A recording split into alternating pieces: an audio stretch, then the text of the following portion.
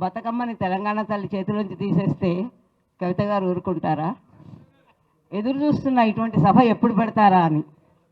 చాలా థ్యాంక్స్ కవిత గారు, అండ్ ఈ అవకాశం ఇచ్చినందుకు కూడా థ్యాంక్స్. నేను ఎక్కువ టైం తీసుకునే టీచర్ని, స్టూడెంట్స్ ఎలా ఫీల్ అవుతారో నాకు తెలుసు. అయితే ఒకదాన్ని మించి ఒకటి ఈ ఏడాది పాటుగా గవర్నమెంట్లో జరుగుతున్న విషయాలు చూస్తుంటే ఆశ్చర్యం ఇంకా ఒక్కొక్కటి ఎక్కువ అవుతోంది. అంటే ఇంకా ఏం చేస్తాడు, ఇంకా ఏం చేయగలడు అని ఎదురు చూస్తున్నాం. తెనాలి రామలింగం గారిది ఒక కథ ఉంది. ఓసారి శ్రీకృష్ణదేవరాయలు డాబా మీద నిలబడి కిందకి చూస్తుంటే వెనక నుంచి వెళ్ళి వీపు మీద గట్టిగా చరిచాడు. ఈయన కోపం వచ్చేసింది రాజుగారికి. కోపం వచ్చేసి మళ్ళీ తమాయించుకుని ఈయన గొప్పవాడు కదా అని, నాకు ఇంతకంటే కోపం వచ్చే పని చేస్తే నువ్వు నిన్ను క్షమిస్తా లేకపోతే ఉరి తీస్తా అన్నాడు. ఆయన అన్నాడు, క్షమించండి మహారాజా, మహారాణి అనుకున్నాను అన్నాడు. మహారాణి అనుకుని జరిచాట. వస్తుందా కోపం, రాదా రాజుగారికి? ఇంకా కోపం వచ్చి క్షమించేశాడు.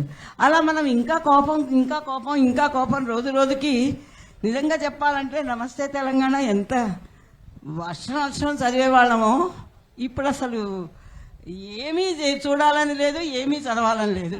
ఆయన అడిగారు దేశపతి గారు, సిక్కిపోయారు ఏమిటి ఏడాదిలో అని. RRR ఎఫెక్ట్ ఇది, రేవంత్ రెడ్డి రాజ్యం, పొలిటికల్ RRR ఇది. దీంతో ఒకదాని మించి చేస్తుంటే అసలు ఆయన మనస్తత్వం ఏమిటి అన్నది మనం కనుక ఆలోచిస్తే చాలా చిత్రంగా, చరిత్ర అస్సలు తెలియని వాడు అన్నది తెలుస్తుంది.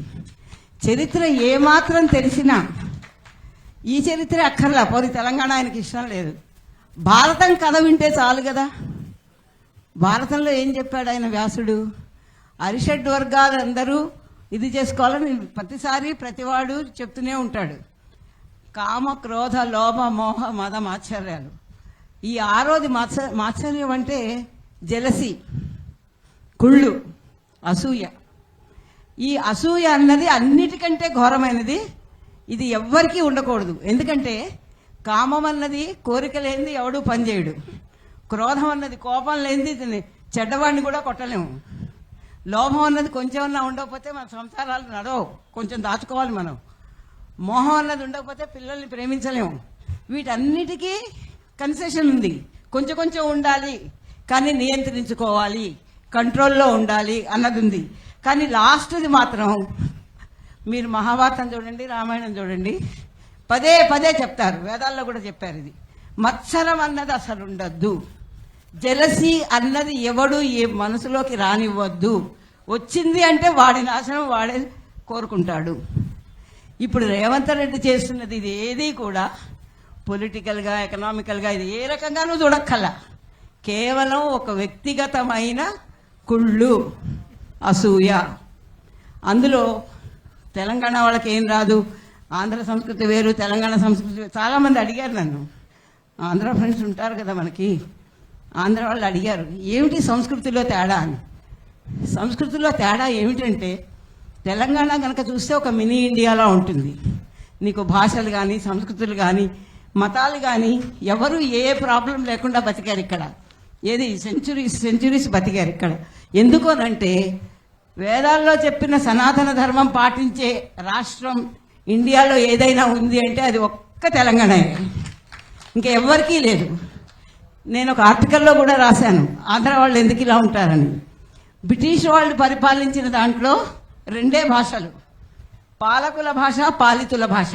అంటే ఇంగ్లీషు, వాళ్ళ లోకల్ భాష. అంటే ఏంటి? అందితే జుట్టు, అందకపోతే కాళ్ళు. వాడు పైవాడికి కాళ్ళు పట్టుకుంటాడు, కింద వాడిని తొక్కేస్తాడు. ఇది ఆంధ్ర సంస్కృతి. ఎక్కడన్నా చూడండి జరుగుతుంది. అది తెలంగాణలో లేదు.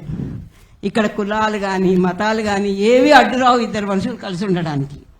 అందరూ ఒకటే రకంగా కలిసి ఉంటారు. ఎవరు కించపరచడం ఉండదు. ఇది వేద సంస్కృతి, ఇది సనాతన ధర్మ సంస్కృతి. అందరూ కలిసి ఉండడం అనేది చాలా గొప్ప సంస్కృతి. ధర్మం అంటే అదే, మతం కాదు అది. ధర్మం అంటే అందరూ ఏ డిఫరెన్సెస్ ఉన్నా అకామిడేట్ చేసుకుని, ఏ తేడాలు ఉన్నా కానీ వాళ్ళని గౌరవించి బతకడం ధర్మం. ఎందుకంటే వేదకాలంలో కూడా చార్వాకులను ఉన్నారు. చార్వాకులు అంటే దేవుని నమ్మని వాళ్ళు, వేదాలను తగలబెట్టిన వాళ్ళు. బౌద్ధులు, జైనులు కూడా తగలబెట్టారు వేదాలు. అయినా వాళ్ళని గౌరవించారు వీళ్ళు. వేద పండితులు వాళ్ళని గౌరవించారు. ఎందుకంటే నీ భాష, నీ భావం నీది, నా భావం నాది, ఇద్దరం గౌరవించుకుని మనుషుల్లా బతకాలి, హ్యుమానిటీ అంతా ఒకటే గ్రూప్ అన్నది వాళ్ళు చెప్పారు. ఇదొకటి మనం గమనిస్తే తెలంగాణ ఎందుకు వేరుగా ఉందో తెలుస్తుంది. ఇందులో సరిపోని వాళ్ళని వెళ్ళగొట్టాలి, కాళోజీ గారు చెప్పినట్టు. చంపేయద్దు కానీ న్యాయం ఒప్పుకోదు కాబట్టి మన దేశం నుంచి వెళ్ళగొట్టాలి. వీళ్ళని మాత్రం ఇక్కడ ఉండనీయకూడదు. అందరూ కలిసికట్టుగా మళ్ళీ సార్ చెప్పినట్టు సంపూర్ణ తెలంగాణ సాధనకి మనం ఇది చెయ్యాలి. అందులో ఒక చిన్న టర్కిష్ ప్రావర్బ్ ఉంది, అది చెప్పి నేను ముగిస్తాను.